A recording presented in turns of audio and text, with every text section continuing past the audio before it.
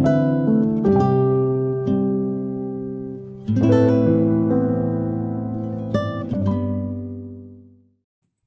का जाना किसी के भी जीवन में, चाहे आप किसी भी दौर से गुजर रहे हो, बिल्कुल भी अच्छा नहीं होता। और इस तकलीफ़ को मैं बहुत बहुत बहुत ही अनफॉर्चुनेटली झेल चुकी हूँ। अपनी माँ को खो के क्या हाल होता है आप लोग समझ सकते हो। मेरा भी हाल कुछ ऐसा ही था।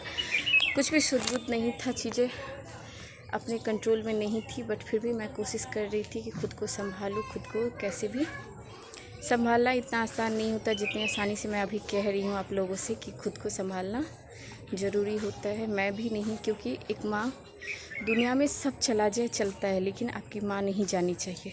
और मेरा तो यही मानना है कि आपसे सारे रिश्ते छिन जाए चलता है, बट आपकी माँ नहीं जानी चाहिए।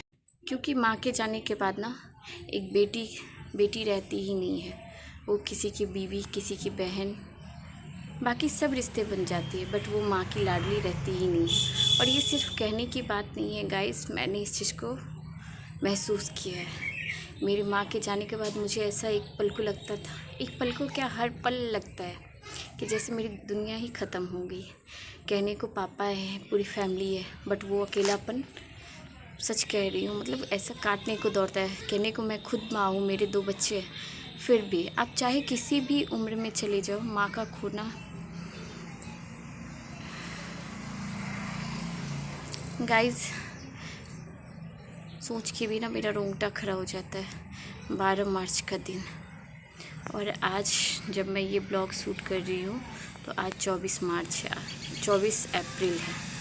आप समझ सकते हो, 12 मार्च से 24 अप्रैल, इस बीच में मेरी हिम्मत नहीं हुई कि मैं कैमरे को ऑन करके आप लोगों के साथ ये सारी चीज़ें शेयर करूँ। बहुत हिम्मत जुटा रही थी कि ताकि किसी तरीके से ये सारी चीज़ें करूँ, जो भी सोशल मीडिया प्लेटफॉर्म पे उनको समझ में आता है।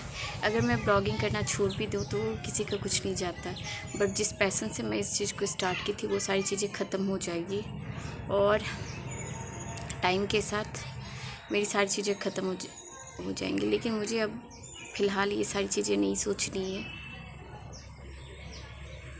मैं बस एक ही चीज़ जानती हूँ कि मुझे मेरे भाई बहन, मेरे बच्चे, मेरे परिवार को संभालना है और माँ की जिम्मेदारी निभाना है, और मैं इसे पूरे दिल से निभाऊंगी भी।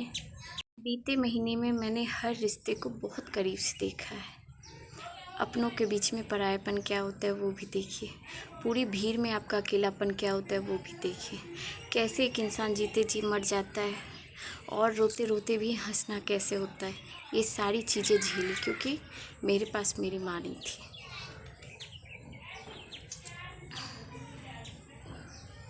मम्मा की मैं बड़ी बेटी हूँ, लेकिन चीज़ें बहुत सारी हैं, एक ब्लॉग में ये सारी चीज़ें शेयर नहीं कर सकती। मेरी दुनिया बेसिकली 12 मार्च को उजड़ गई। मेरा परिवार बिखर सा गया, सारी चीज़ें तहस नहस हो गई सिर्फ एक माँ के जाने से। मेरे 2 छोटे छोटे भाई बहन हैं, आप लोगों को पता है। तो इन सब सारी चीज़ों की वजह से अभी तो फ़िलहाल हम यहाँ हैं। जब तक पॉसिबिलिटी है तब तक यहाँ रहूँगी। चीज़ें ऐसी है, मुझे पता नहीं था कि मेरी माँ अचानक से ऐसे, ज़्यादा टाइम भी नहीं हुआ आप लोगों के साथ मैं ब्लॉग शेयर की थी। फरवरी में मैं घर आई थी, सारी चीज़ें अच्छी चल रही थी, और अचानक से मेरी माँ हम लोगों को छोड़ के चली गई। क्या हुआ, कैसे हुआ, क्यों हुआ, ये सारी चीज़ें मैं बहुत जल्द किसी ब्लॉग में शेयर करूँगी। बट फ़िलहाल मैं यही कहूँगी कि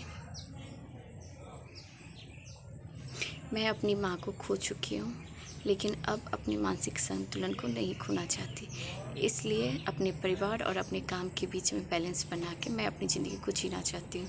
और इस सफ़र में प्लीज़ आप लोग मेरा साथ दीजिए, मुझे सपोर्ट कीजिए, और मैं खुद को ऐसे ही आप लोगों के बीच लेके आती रहूँगी। मिलती हूँ आप लोगों से फिर एक नई ब्लॉग के साथ। इस ब्लॉग के लिए इतना ही, तब तक के लिए राधे राधे।